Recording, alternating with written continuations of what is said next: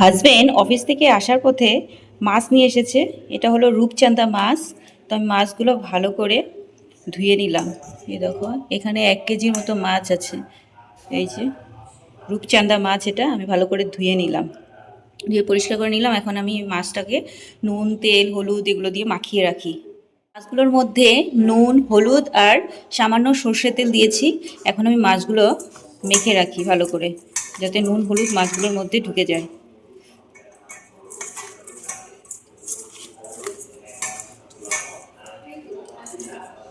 মাছগুলো কিন্তু একদম ফ্রেশ, টাটকা মাছ।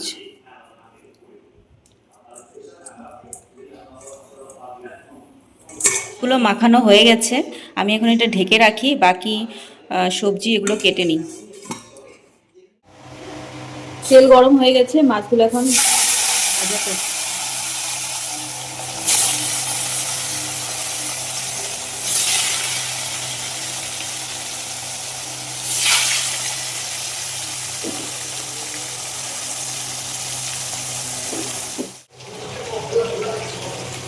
মাছগুলো ভাজা হয়ে গেছে, আমি এখন তুলে দিই।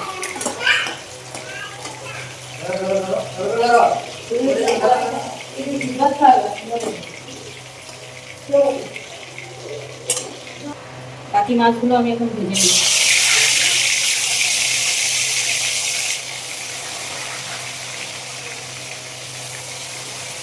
মাছটা বানাবো হলো আলু, পেঁয়াজ, রসুন আর টমেটো কুচি দিয়ে।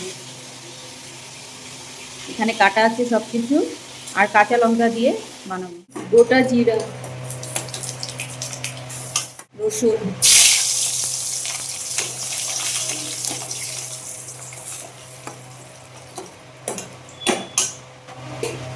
রসুন ভাজা হয়ে গেছে, এখন পেঁয়াজ কুচি দিয়ে দিব।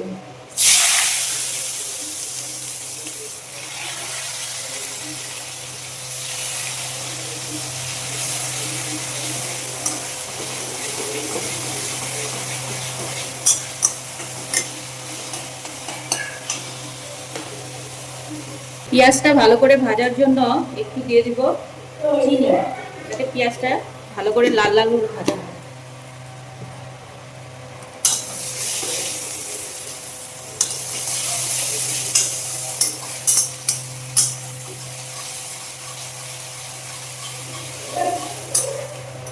পেঁয়াজ লাল লাল ভাজা হয়ে গেছে, এখন দিয়ে দিব টমেটো কুচি।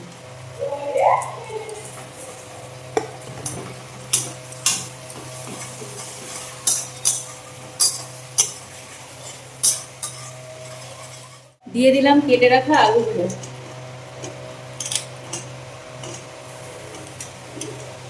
আর এটা কিন্তু কাঁচা লঙ্কা দিয়েই করবে, কাঁচা লঙ্কা চিড়ে দিয়েছি।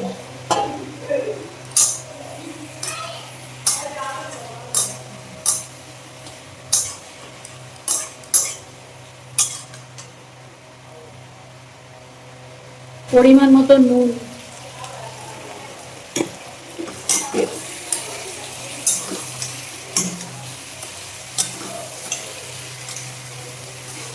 গ্যাসে কড়াইটা একটু লাগে, হিট করো।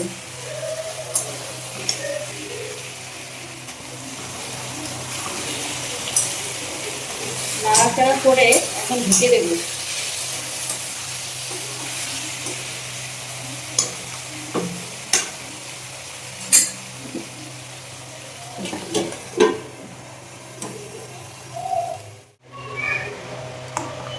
ঢাকনাটা তুলে এখন দিয়ে দিলাম পরিমাণ মতো হলুদ গুঁড়ো।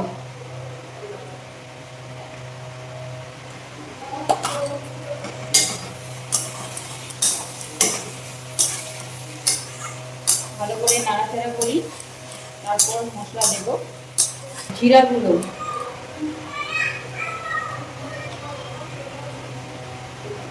ধনে গুঁড়ো,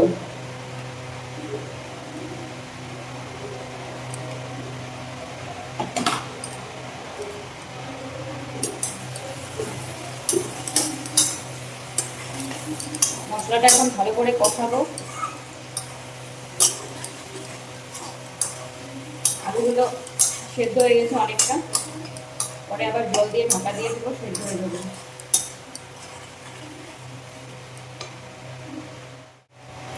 মশলাটা ভালো করে কষানো হয়ে গেছে, আলুটাও অনেকটা সেদ্ধ হয়ে গেছে, এখন জল দিয়ে দেবো।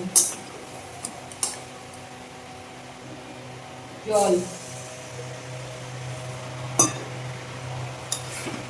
বেশি জল দিলাম না, যেহেতু আমি একটু মাখা মাখা করবো।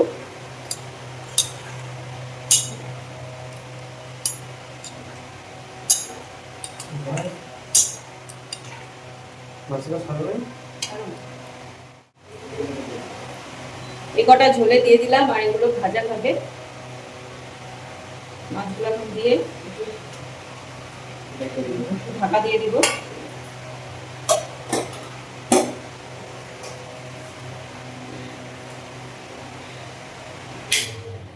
ঢাকা দিয়ে দিলাম। এদিকে ভাত বসিয়েছি, ভাতটা একটু লাড়া দিয়ে দিই।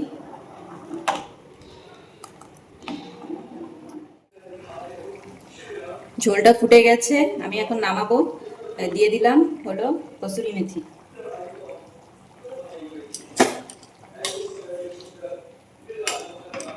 আজকের রেসিপি হলো রূপচাঁদা মাছের মাখা মাখা তরকারি। এখন আমি নামিয়ে নেব এটা।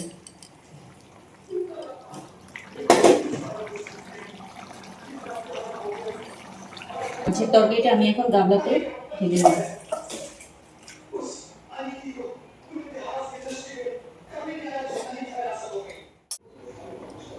এই দেখুন তরকারিটা আমি গামলাতে নামিয়ে নিলাম।